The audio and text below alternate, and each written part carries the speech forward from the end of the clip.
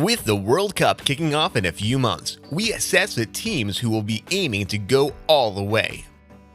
With just a few months to go until the World Cup kicks off, 12 teams have qualified alongside host Qatar. All 4 semi-finalists from 2018 have sealed their spots and are joined by former world champions Argentina, Brazil, Germany, and Spain. While recent European champions Portugal and Italy still have more to do. With most of the big hitters now able to prepare for the tournament, we assess where they stand as the countdown to Qatar begins. Number 10. Netherlands. The Netherlands boasts some exciting young talent, but the gap in quality between their star players and the supporting cast could hold them back. The spine of the side is extremely strong, with Virgil van Dijk, Matthijs de Ligt, Stefan de Vrij, Daley Blind, and Denzel Dumfries available in defense. They should be extremely solid, but for one reason or another, they are still susceptible to collapse from time to time. At the opposite end of the pitch, they rely on Memphis Depay for inspiration. Van Dijk, Frenkie de Jong, and Jorginho Wijnaldum are all key players for Louis van Gaal's side, but the Barcelona forward is their real talisman. When he's not on it, they tend to underwhelm. Number 9. Denmark. Denmark raced into the World Cup, qualifying after 7 straight wins in which they did not concede a single goal. Their group might look favorable, but it would not have been considered a walk in the park in years gone by.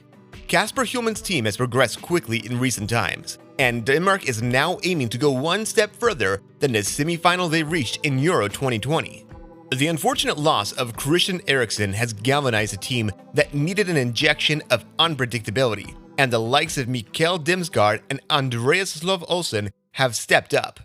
The age profile of the squad is now much more encouraging, and things have clicked into gear at both ends of the pitch. Number 8. Italy. It might seem churlish to place the European champions in 8th and below the teams they beat in the semi-final and the final in the Euro 2020, but they do not possess a squad that is likely to dominate international football. Roberto Mancini succeeded in making his team appear like a well-drilled club through outstanding coaching, but he does not have the talent or the emerging young players of many of his competitors. Again, writing off a defensive partnership that defined the doubters in the summer may seem naive, but Giorgio Chiellini will be 38 next year, and cracks have already started to show in the side since their triumph at Wembley. Having won the World Cup in 1982, Italy failed to qualify for the subsequent Euros in 1984. The reverse is a distinct possibility now, as the Azzurri risk failing to qualify for consecutive World Cups.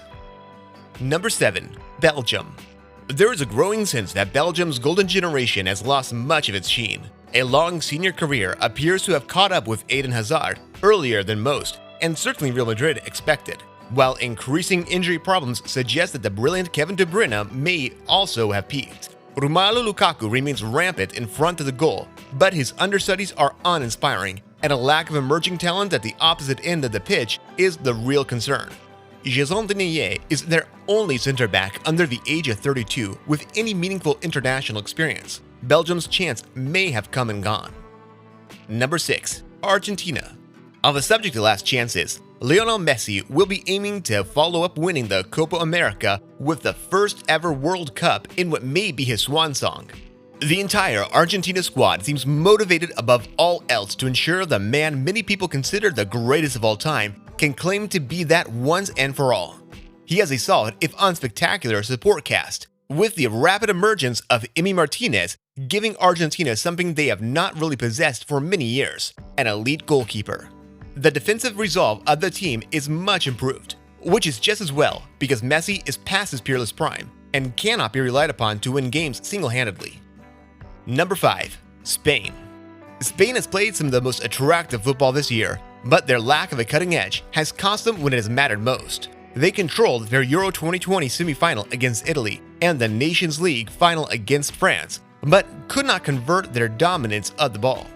They lack the experience of previous Spain sides.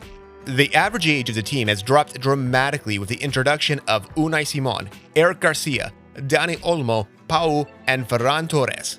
But the teenage sensation Pedri, Gavi, and Ansu Fati offer the most hope for the future. They are extremely exciting, but 2022 may be too soon. Number 4. England. From beaten World Cup semi-finalists to beaten European Championship finalists, England will now be fighting against a nearly man reputation, but their progress is clear to see. The development of the partnership between Declan Rice and Calvin Phillips was pivotal in the summer, turning what was something of a problem area into a position of strength.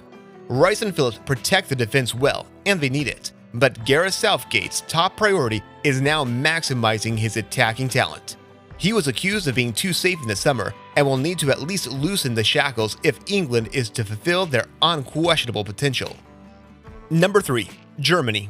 Eliminated by England at the last 16 stage of the Euro 2020 in July, Germany is already a different proposition altogether. The sense that Joachim Löw has taken the side as far as he could was apparent years ago, and the return of his former assistant Hansi Flick brings hope aplenty. His record so far is exemplary. He has won all 7 of his games so far with a goal difference of +29. While the opponents have been modest at best, this is a side that was pumped 6-0 by Spain this time last year before losing to North Macedonia in March. Flick's front foot football is a joy to watch, and attack is definitely the best form of defense for a squad, which lacks a little strength and depth at the back. Number 2. France. France was knocked out of the Euro 2020 by Switzerland at the last 16 stage, but has remained loyal to Didier Deschamps after his triumph at the World Cup in 2018.